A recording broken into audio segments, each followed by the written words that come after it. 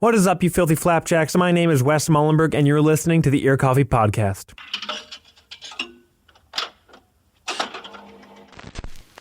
For today's episode, I talked to half of indie rock quartet Mostly Trees.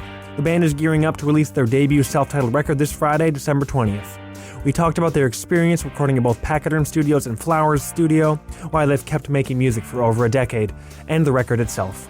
Here's my interview with John and Dan of Mostly Trees. Let's start with introductions. Just name and your role in the band. My name's John, and I play bass and sing. My name's Dan. I play rhythm guitar. Cool. And who are we missing today? We're missing Joel and the other John Nelson, the drummer. Okay. And Joel is lead guitarist. Yeah, lead guitar player. Yeah. Yep. He also owns Chase Bliss Audio. Yeah. I was going to ask him about that, but he's not here, so we'll get a shout out. We'll do our best to do it right there. Acknowledge, shout out Chase Bliss Audio, record label. Yeah, Chase Bliss Records as well. And you're working with him to put out the stuff. Right. Yep. Nice to have an in-house. Yeah, it's not bad, right? Yeah. Definitely helps out. I always like going back to the beginning with bands, just seeing kind of where their passion for music started and see how it's there's been a through line, because you guys have been in the scene, in the biz of just playing in gigs, playing in bands for a while. How did each of you first kind of get started playing music? Do you still play like the first instrument that you played? Did you start on like the one you're playing now in Mostly Trees? And more specifically, when did you first realize that music is something you'd want to continue to do in a more active pursuit instead of just like, oh yeah, I play guitar sometimes when I'm like home alone? Right. You guys are in a band, you're recording, you're writing music, you're playing gigs. Like, what was there ever a moment where you kind of realized this is something I want to be more active with just going forward?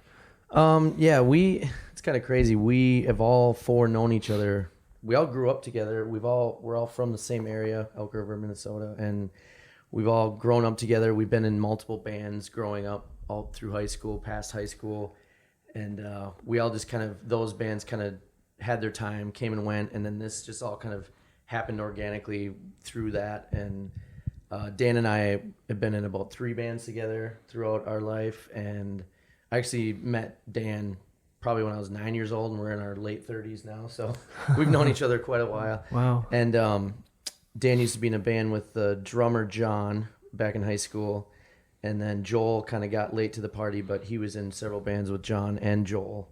Or Joel was with John and Dan. And actually Joel is John and Joel are brothers-in-law. So it's funny. If you're keeping notes, it's this huge diagram, family tree, get the strings out. Yeah. But yeah, I think we both started playing in bands about the same time. We were about 12 years old. We started our first bands. Pretty young with John, with the drummer. So I've been playing with John for off and on. This is our 5th band together, I want to say. Wow. And so we've been playing together for over 20 years. Wow. So, And I would say, as far as like knowing I think none of us knew any better. We all loved music equally. Dan, you grew up with music, and your dad was in bands, and you've had instruments around you since you could remember, I'm sure. And I always had music around the house, and pretty much fell in love with grunge music at a very early age, kind of scary early, but I didn't get too into the lyrics, I'm guessing, as a kid. Oh yeah, they're there. Yeah, but I originally played guitar, and I played guitar my whole life, and I recently just, for necessity purposes, switched over to bass in this band because we didn't have a bass player, and all 3 of us had, we're all guitar players, so I moved over to bass, which I've kind of came into the fold now and feel pretty comfortable playing it. So it's been a fun transition, and we've all kind of feed off each other live on stage, and don't really need to think about what each person's doing, and we just kind of feed off each other, and it's been a pretty awesome experience because we've all known each other for so long, so we kind of know our ins and outs of each other and don't really have to think about anything. So it's all pretty natural on stage and recording. We kind of, this last record, which I'm sure we'll talk about, is we recorded 10 songs in 2.5 days, pretty much everything. So it kind of had to happen seamlessly, which it did, and it worked out pretty well. That's killer. since you guys have had such a deep and just constant history together in some way, shape, or form, we don't need to get into the semantics. We'll just get bogged down in that completely. I guess give a little bit more history, like since you've in the more serious bands you guys have been in, like when you've been, I guess, what you would call adults. And it's like the last couple ones you mentioned, Busey before, among other ones, and just some of those bands that have actually, like, you've done some recording maybe, or even just played more active gigs in. And we'll kind of emphasize more what you guys can say, and you don't try and speak for the others. So, well, the first band I was in, Subnormal, which is like kind of, well, it started off like as an alternative rock band, kind of shifted into like jump metal and then new metal. Okay. This is high school, junior high school. So, you got, early 2000s. Influenced by bands like Snot and Tool and, all the, Deftones. We recorded our first album when we were 14 or 13, 14 at A440 Studios, which is now the Hideaway in Northeast Minneapolis. Wow. With John Hansen. That's right. And, Chris Blood, we recorded our second album with there when we were 16. But so yeah, what was the question about recording? I guess. Yeah, just kind of like the history of being in the bands and like. So yeah, I guess how it's led up to Mostly Trees. Yeah, I mean it's you don't need to go all the way back to when you were 16. I know, like, but I'm saying I guess like ever since then, so I wanted to record just albums, whatever and stuff. you remember, and anything that stands out to you. Right. Well, that's where that's history. You can take time to think. Yeah, and Dan and I were in a band called Filling a Void, and our drummer Ryan Harding was in the band, and we played out, and we were, kind of, that was right post high school, so we were all in it to win it, and it kind of fizzled out a little bit, and Ryan actually is now the drummer of Local H, which they're based out of Chicago, but they had a pretty big hit in the 90s, and they still play out. They're actually opening up for Soul Asylum and going on a tour this winter. So it's pretty cool that kind of, Ryan went and did his thing, and he's doing great right now for himself. And then, that band kind of fizzled out, Filling a Void, and then we all kind of did our own thing after that. And then Dan and Joel and John were in a band called Ghost Towns of the West, and they kind of did their thing for 4 or 5 years. And Ryan was in that band Ryan as well. was in that band for a while, and then I kind of was doing my own thing with a couple buddies that I'd been growing up with, playing with kind of our circle of friends. And then I became to meet Dan Montana because he was doing sound at 400 Bar. And me and my wife were in a band called Young and Tender, and we played a few shows out.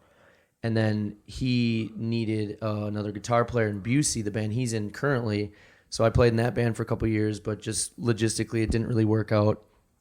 They played in the cities. I lived north of the city, so it just kind of fizzled out a little bit with me playing in that band. And then we all just kind of came to a point where all of our other bands kind of ran their course, and then all of us were like, well, man, we still love playing music. We're always playing music, so let's just get together and jam. And we were, a few years ago, we were called Peddler. Okay. And we came out with an EP, and then it was a little too punny for Joel because he is a pedal company. Yeah. And so we were just like, you know what, let's just get a new name. We'll keep the same band members, keep the same vibe. Okay. And basically just change our name to Mostly Trees. And I'll go on record to say that I have no idea where that band name came from. I do. Okay, you can go off with that. Thank you for answering it without me having to ask it. Right. It's just a tacky basic question. Joel's friend's Instagram account, the description was just Mostly Trees for his pictures, and he liked it, I guess. Did that live up to it? Were the pictures mostly trees? I think they were, yes. Okay, yeah. I'm glad, because if it was like only a few trees, come on, man. Well, it's either no trees or all trees, if with a description like mostly trees, right? It's like either you're being facetious, or it's just like, nah, this is what you're in for. Right? Yeah, exactly. We can only aspire to have such relevant bios. That's funny. So, how did you guys kind of differentiate yourselves, if at all, from Peddler musically? I know, like you said, same members, same kind of general vibe. Was there anything that you tried to consciously do to set Mostly Trees apart? I think the biggest thing is a lot of the songs written for Peddler, some of them were written years ago. It's like when you get a new band, it's like, oh, we have these songs that we've kind of been working on in other bands for years, so it's like, might as well use them so we have material. We need more material. And then when we switched to Mostly Trees, it's all these songs we wrote basically within the last 2 years, I'd say. So it's like all like fresh. Somewhat fresh. We're writing them together more. It's not just like this one song from this other band that was written by, with these other Yeah. guys, so it's all more of a collective now. I'd Yeah, say. this new material with Mostly Trees is definitely a 4-piece collaborative effort where Peddler, a lot of it was we all brought our stuff to the table, put it out there, and then we all just kind of ran with it. Where Mostly Yeah. Trees, it originally like all started with all 4 of us involved. And like the intent is for the band. Yep, yeah. yep. But in this band, I've been really conscious of making sure that my lyrics actually are words that you can understand and not mumbling stuff, because Yeah. that was a thing for me where I would just, I'll just sing the same thing, or if it's different, who cares? No one's going to know the difference anyway. Yeah. So with this band, these guys have really pushed me to actually, and it sounds cheesy, but it is a thing where I didn't write anything down. I just kind of sang what I sang, and if it was different, it didn't matter to me. But now I've been more conscious of writing lyrics down, having a meaning to a song, not just throwing words out there and hoping it sticks, and just being more conscious of that, and just really, being more serious about it. I think when we were younger, you think that, you live in the rock and roll dream. We're gonna make it to the top. This is gonna be great. I don't need to go to school. I don't need to have a real job. And here we are, all having real jobs now, and kind of taking it more seriously, yet still having that freedom and youngness to it. When we get on stage, I still feel like I'm a kid, and I've been playing with these guys so long that when we get up there, I close my eyes and I could totally just see Dan and I sitting in the basement playing Green Day songs from whatever, So it's pretty cool to still have that youngness to it, but yet at the same time, we're all old enough now where we try really hard, and we take it pretty serious, where before it was more of a, hey, we got this, we're just gonna kind of wing it or whatever. So Let's drink a half a bottle of whiskey and then see what happens. We don't do that so much anymore. We do it after the show, I guess, but not before so much anymore. But I mean, I think to me, playing music is more cathartic. It's like I almost need it. Sometimes if life happens, whatever, we don't practice for 3-4 weeks sometimes. And I can feel my anxiety growing. Like it's like I need the release just for the mental health part of it almost. Yeah. It's like, and I learned that growing up, that if I don't get that, it's, I just feel worse. And it's, I've kind of forced myself to be in bands almost for partly because of that reason. Yep. Yeah, I definitely can agree with that. Like it's like it's cheesy to say, but it's like a brotherhood. We've known each other for so long. Like we argue constantly, but it's like a closeness that you don't feel in anything else you could do. So it's really, when all 4 of us get together, it's some of the funnest times I have. And like you said, you almost need it when life gets going and just stresses of life and everything. So with us coming together, it's almost like our own little therapy, so to speak. So yeah. We're not doing anything to change the world. We're almost doing out of necessity. So it's pretty cool. Yeah. When you were younger, you kind of hinted at this, or maybe mentioned this before, like when you were younger, you wanted to maybe like do the thing, change the world. For sure. When I got out of high school, I thought we were going to the top. Yeah. I'm like, already, that's a single. But yeah. Oh, it didn't chart on. Right. But you're naive. You don't have anyone telling you what to do, and but there's nothing wrong with it. It's just different. Oh yeah, for sure. It's just to think back on it now, it actually feels pretty good to think that we've all kind of, life has happened and we've done our whole thing, but yet we've not only stayed connected as friends, but we still stayed connected on a musical level too. So like all of us have seen each of us grow individually as musicians, yet when we come together, we've all brought that to the table, and we're not, we all known of what we've kind of came from, and what, none of us, what I'm trying to say is all of us know what we came from. It's not like lost in the mix. We've all kind of came together, and we all know what each other brings to the table, and it shows. And I mean, I just feel super blessed that I'm able to play with such good musicians, because all of us push each other on another level. And it shows in the recordings, and it shows live, and none of us are really satisfied with what really goes on, but at the same time we know when to kind of shut it off and have fun too. So I always wonder if like bands, like just in general, like any band like that had that, like especially if they do like reunion tours or something, if like, are they ashamed of, or like are they almost embarrassed of like the stuff they put out when they were kids? Right. And it's fun and cool to see that you guys aren't like you're still aware of it. So it's not like, well, we're not ashamed of it. We just don't care about it. No, it's been constant and informs you. Yeah, we kind of joke around about like, because we all know all of our old stuff, all of our material still. So we all still talk about, hey, we should play that song again. And Joel's always talking about bringing back, like recording full on old records that we've already recorded of songs that no one's heard yet. So, well, more people. So it's kind of fun to joke around about that. You really bring just, that song back without realizing it. You're sitting on like a treasure trove of just old songs like people don't know exist, but for you are old songs, like they've been around forever. Right. Exactly. Speaking of songs, there's about 10 of them that are about to go out in the world. Right. In a couple 10 weeks tracks on the new album. A couple weeks from when we're having this conversation. You mentioned already how collaborative the project has been for this one, and everything has been written not individually and for this band, even if it was like written for yourself, really, like, because that's often how songwriters function, but it was still ultimately intended to go to the band. How do each of you contribute, and like what do you want to bring to the table as just whether you're writing just your own part, your own music, or if John, you're the primary lyricist, the only lyricist for this band? Only lyricist. Okay. By default, not by choice. Someone has to do it. Fair enough. Someone's got to do it. Yeah. So I guess talk a little bit about where the lyric come from for you, and then we can talk about how each of you thinks when you're coming up with a part for the instrumental part for your songs. So usually how it goes down is I'll come up with a guitar part, or Dan will come up with a guitar part, or Joel will have like an idea and they'll bring it to practice, and it usually just starts from there. We never really have full songs written and brought to the table. Yeah. It's usually just a little nugget as well, we like to call them. Just a little nugget. Someone records a nugget. Now with technology these days, you have a spur of the moment thought, and you grab a guitar, you got a phone, it's got a recorder on it. You have that. So we bring that to the practice and we just jam, and it all comes organically. And then I just kind of write the lyrics kind of last second just to have it. To me, still, lyrics don't really, to me, I don't really feel like I'm getting, I'm not going to change the world with what I say. So I don't really feel like I have too much important things to say, but it's almost like Dan was saying, cathartic, to just kind of get it out.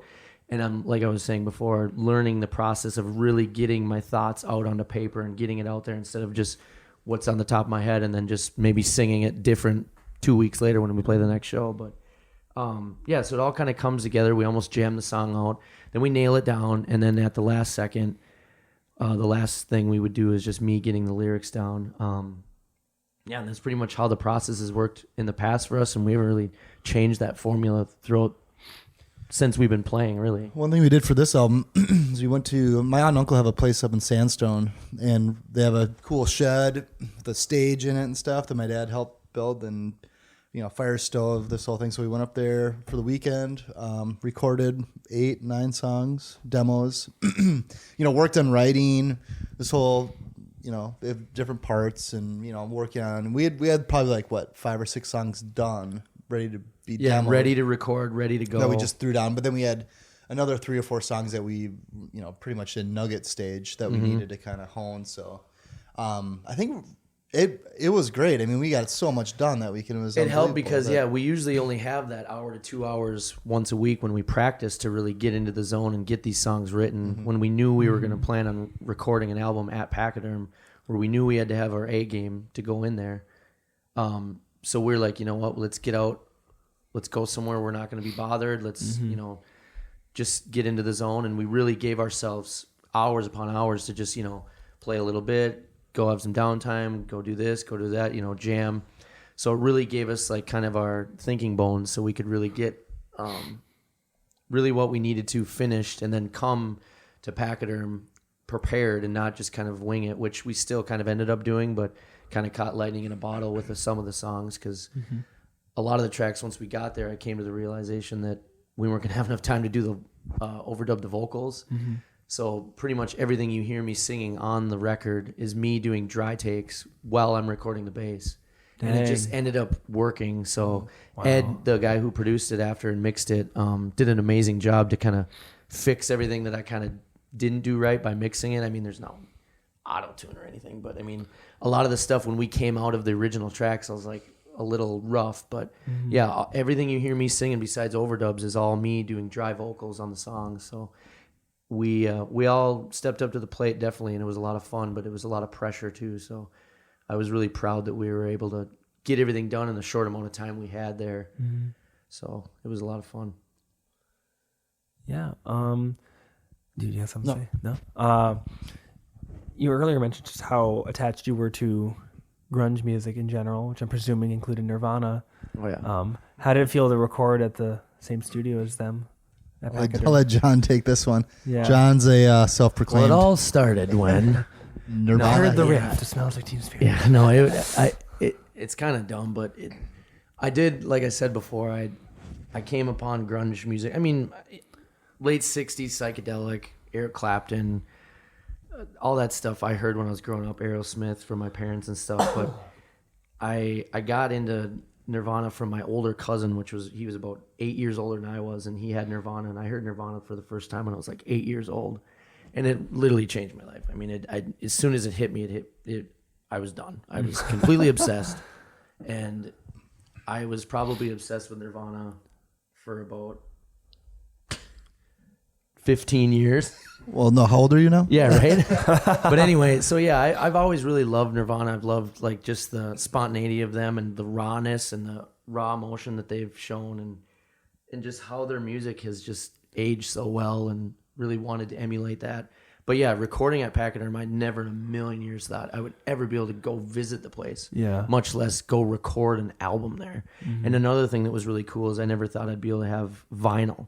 That was a bucket list for me too. So when we decided to do both things, I was on cloud nine, and I think I probably slept about 4 hours the whole time we were there, but it was really cool. We stayed at the house. We did the whole thing. We were able to, have our downtime at the house, go back to the studio, do the whole thing. We were there from a Friday afternoon to a Sunday night, and we got 10 tracks done, pretty much everything besides a couple vocal overdubs and guitar overdubs that Ed did at Flowers. But yeah, it was a dream come true. Like I said, I was kind of a fish out of water when I was there, and also just kind of in awe. I just couldn't believe I was there the whole time, and still thinking back on it, it was a pretty amazing experience, and we all had so much fun too. And we worked with Nick Tvetbeck, and he did a great job engineering it and recording and kind of keeping the vibe light and kind of letting everything just kind of happen naturally and not really forcing us to get what we wanted to get done. He really made it light on us to say, hey, if you don't get everything done, we can make, but we really pushed ourselves. So I think that kind of pushes through on the album, I think, too. Yeah. But yeah, overall, it was an amazing experience, and I just pretty much want to record there forever. That'd be a dream. Yeah. Right. How did you guys get connected with Ed Ackerson? Obviously, R.I.P. Yeah. Ed was just doing a little bit of overdubs after the fact. Well, in Ghost Towns, the band that Joel and I was in before Peddler, that we were in, we recorded a lot with Ed. We recorded, I want to say, an EP, a full length, and a 7-inch with Ed. I think Joel met him through. Joel used to work at Zvex, the pedal company, and Ed was good friends with Zach, the guy who owns Zvex. And I'm pretty sure that's how Joel got connected there, and it was great. I mean, Ed was one of those guys that I think he had perfect pitch because he could hear like through the mix. Like when we were recording, we used to record everything, all the instruments at the same time. He could hear if one note was like a half step off or like a quarter step off. Wow. It was crazy. Or if like the intonation of a guitar was off a little bit. I mean, stuff that a normal listener would never be able to catch. And he could catch it right away. So that was great. He taught us a lot about preparedness for the studio, I'd say, making sure all of our guitars are intonated before we show up. Yeah, for sure. So he doesn't have to sit there and intonate our guitars for us like he has. But yeah, that's pretty much how we got connected with Ed. He recorded and produced the first EP from Peddler too. So he had a big influence on that one, and that was the first time I worked with him. So that was back in 2017, early 2017, and I was very intimidated going in because I recorded tons of stuff, but I'd never really gone into a studio like that where someone was actually going to, so to speak, produce us. And to have him like cut me off right away and say, hey, your bass, you need to get that thing tuned up and get it all figured out. And knowing going in that he, you know, had his hand in a lot of good bands that I was fans of, he just worked so much magic with my vocals and just being able to figure out what I needed to have my best self out there. So he did a lot for our band, and we will always be thankful for the time we had to get to spend with him. And like I said before with the Pachyderm album, this new one, we came out of the recording with just all dry vocals, and we were basically planning on re-recording everything at Flowers with him. Well, he just on a whim just decided to take what I already had, and he said there was bones there, we just needed to get some meat on them, and literally just took everything I had and just remixed it all, and it just came out amazing. And it was really cool to be able to keep those because it still had the raw emotion of being at Pachyderm, but also having him kind of clean them up a little bit, because I didn't really want to be able to re-record everything. Yeah. I mean, obviously I wanted to because I thought the other tracks were bad, but I really wanted to have that raw emotion. Yeah. They were flat or sharp. It's like, I wanted to be able to have everything from Pachyderm just in that moment because I was pretty much, 6 inches off the ground the whole time I was there. So. But yeah, it was really amazing what he was able to do with everything, and just working with him was such a treat, and just, he was a really good dude too. So we're going to always cherish those memories we had with him too. Sure. So yeah, I was kind of caught off guard just seeing that in Krista's press email, where it was just like, just seeing like any band associated with both Ed and Pachyderm, and just like having worked at both places and worked with, that's just like, that's not something most bands don't get to work with one of the two in their lifetime. Yeah, we lucked out and hardcore. Yeah, that's incredible. Kind of amazing. We're still kind of pinching ourselves too, because both of those things happen simultaneously too. And like I said, we worked with Ed a few times before that, but like the Pachyderm thing came just on a whim, and Joel just said, let's just go for it. And we ended up doing it, and everything worked out great. And I wouldn't doubt that we might go back there again, hopefully someday. But yeah, it was really amazing. Yeah. Unfortunately, Joel is not here, as the band told me before. He is very busy moving into a new house. So when you're hearing this, hopefully that all went very well. Since he runs Chase Bliss as a record label, and has it put out previous stuff. I think it's put out stuff from Peddler for sure. Yep. Any stuff from Ghost Towns. Yep. You just put out Nalo's new album. I heard about that. Yeah. That's a great album. Okay. Props to those guys. He's, what else is he? He's Bruder, which Ryan Harding was in our buddy we were talking about. He's the drummer of Local H. And our Mike and our late friend Tucker Jensen, who sadly passed away last spring? Was that last winter? Tucker was awesome. Yeah. Has Joel mostly focused on bands that he himself not necessarily performs in, but is like personally connected to, at least very closely affiliated with, like on a level more than just, oh yeah, you're the band that's signed to my label, but it's like, these are my friends, or these are... Yeah, it's more of a passion project, definitely, for Joel. I mean, he's not looking to make a lot of money. He's just looking to get good music out there. Yeah, he's basically just doing us all a favor by putting our records out or whatever. So it's been pretty cool. But yeah, he kind of went on a hiatus with it, so he wanted to kind of bring it back out in the open. So we're putting this one out. We got Nalo's record just came out too, so he's trying to put it up in the forefront again. But I don't know if you want to go into a Chase Bliss Audio at all. Give him a little plug on that too. If you're going to go into that. They make wonderful pedals. Yeah, Joe had heard of them before. I had no idea. I was like, oh, that's cool. He runs a pedal company. Yeah. And Joe was like, what? That's him? It was kind of cool. It's pretty wild. Like it's blown up, and he's just so innovative in what he's doing, and kind of ahead of the curve on everything. And it's such a big market right now with vintage or boutique pedals that it's just insane to know that like he's like at the forefront of all these new ideas and innovativeness, and it's pretty cool. And I'm super proud of what he's been doing, and like just how hard the man works is just insane. He's got his hand in so many things, and he wears so many different hats, and we're just super thankful that he's bringing us along for the ride. For sure. We just try to hang on. Absolutely. yeah, I won't delve too much more into that because don't want to sound like you're putting words in his mouth. Right, and we don't want to boost his ego too much. I mean, it's pretty. We got, it's fine. This podcast will be the great equalizer. It'll keep him nice and humble. Totally kidding. Since you've been in the scene, putting that air quotes, in some degree or other for such a long time, what are your views on it? Because usually it seems like, like every generation, it's always like younger people that are kind of driving it. And I was wondering, like, how do you guys see that, and how has, like, because you said at this point you're just in it because it, like, playing music and writing music is it's catharsis. It's something you guys need yourselves. With playing shows and taking that catharsis public. What has kind of led you to, like, do that? Because, like, you guys could totally just record stuff, put out albums, and then never necessarily play live. And I think to some degree you still get some of the same catharsis. Like, what leads to the desire to play live shows, play gigs every once in a while? Ooh, pardon the voice crack. And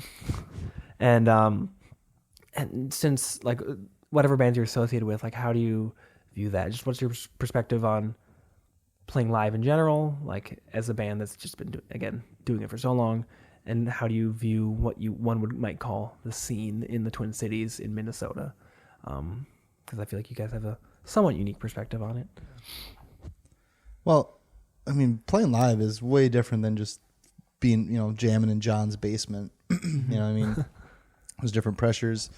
You get that. I mean, we've been playing shows since we were 12, and I still get that nervous, butterflies in the stomach feeling, so it's definitely does something, to you. It's a different headspace that you're in, and it's awesome. I mean, it's a great feeling. It's an adrenaline rush, and I mean, just for that reason alone, it's awesome playing shows, and I play shows just for that. As far as the scene goes, I mean, it's always changing. There's literally thousands of bands in Minneapolis, St. Paul area, metro area. Yeah. I lived in California for a while in Orange County, and there's 3 million people in Orange County, and there's not a music scene. It's depressing. It's very depressing. It made me very when you sad. came back, you were like, it's insane how, like, lucky we have it here. Yeah, you don't understand living in Minneapolis. It's like you can see a show any night of the week. You can see 5 different shows any night of the week. Yeah. You don't get that in a lot of cities. I mean, of course there's some. You get the Austins and the Seattles and the, New York, LA. But I mean, it's like there's not that many. Chicago, Minneapolis. I mean, it's like that's. You're getting down there. It's like that's about it. And you go out and see shows a lot too. Yeah, well, I why don't not? Because I live too far away. But it's pretty cool that you keep trying to go out and doing all absolutely. that. So that's pretty sweet. Yeah, it's cool. But yeah, it's always changing. New bands are forming, old bands are broken up. So it's like it's hard to keep up. I think yeah, right. But it's also it keeps it fresh too. There's different ideas, different styles of music. Seems like Minneapolis in general, like there's a lot of cliques that happen, which are kind of hard to break into sometimes. Yep. I mean, not just with bands, but with friend cliques and stuff. I've heard that from other people moving in from other cities into Minneapolis. Like it's so hard to, like, make new friends here because everyone's got their clique. Everyone's already got their set group of people that they associate with, and it's to break in, you're like, oh, it's always the new guy, type thing. Yeah. The bands kind of have that same thing too. It's like certain bands play with certain bands, and there's like, like, well, you're not cool if you're not like with this group of bands. Well, it's like you're not cool if you're not with this group of bands. Depending. So it's like that's kind of hard sometimes, but rock and roll is rock and roll. Can't get much simpler than that. Right, exactly. Honestly. So it's fun to find those bands that kind of do want to be part of your clique, I guess, when you find them, or let us be part of their clique. So it's good. I always like ending the interviews. That was the end, like the more serious questions, and maybe you'll have more to say this as someone who's an avid showgoer. What are your favorite recent local releases? Just anything that's been put out in the last year or so, or even that you just recently discovered. And beyond that, like, I'm always interested to just hear what people are interested in and, like, what they're listening to non-locally, though. Obviously, want to plug the local stuff as much as we can. Well, the new Nalo album was great. Yeah. That's- Porcupine. Absolutely. Porcupine's awesome. They haven't released anything for a while. I don't think, though. I thought they just released something Did they? shortly, a little bit ago. Okay. Oh. But they're awesome. We'll check They're them out either awesome way, band. yeah. Yeah, they're a great The band. Ahem, I like that. Gully Boys. I think course. they're releasing. They just recorded it at Pachyderm. Oh, I seriously? don't know if I should say that or I not. mean, but- I'm talking to them tomorrow, literally. okay, yeah, I'm so sure they'll talk I'll keep about that it. Yeah, in yeah, mind. Yeah. I think, or was it the Gully Boys?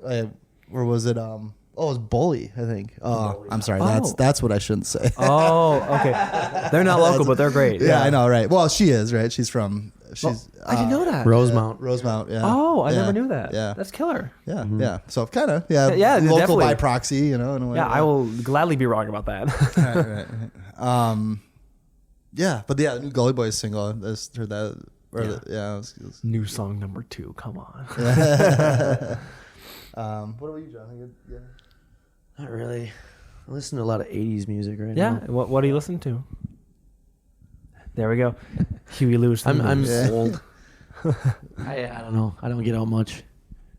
Yeah. No shame in Probably that. by choice, I guess. I don't know. It is nice to just like, even if there is a gig, you're like, I'm gonna stay home. Yeah.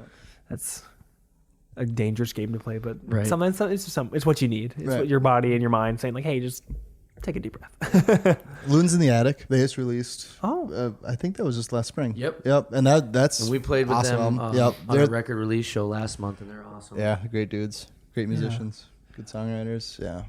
Cool. This is kind of random, but why did you play your album release show almost a month before your album came out? That wasn't. So.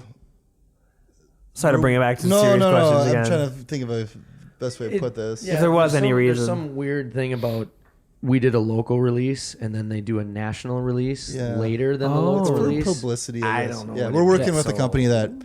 Okay, it's They- kind of out of your hands. Way over my head. Chased by Flying Monkeys is the name of the company. And So, yeah, we did our local and it's like, release. It makes sense because then you get a bump from the local release, and then Yeah. you get a bump And then from you do the NAS. national release. So yeah, Okay. December 20th, we'll have our album on Spotify, iTunes, Google Music. Google Music, all that noise. So yeah.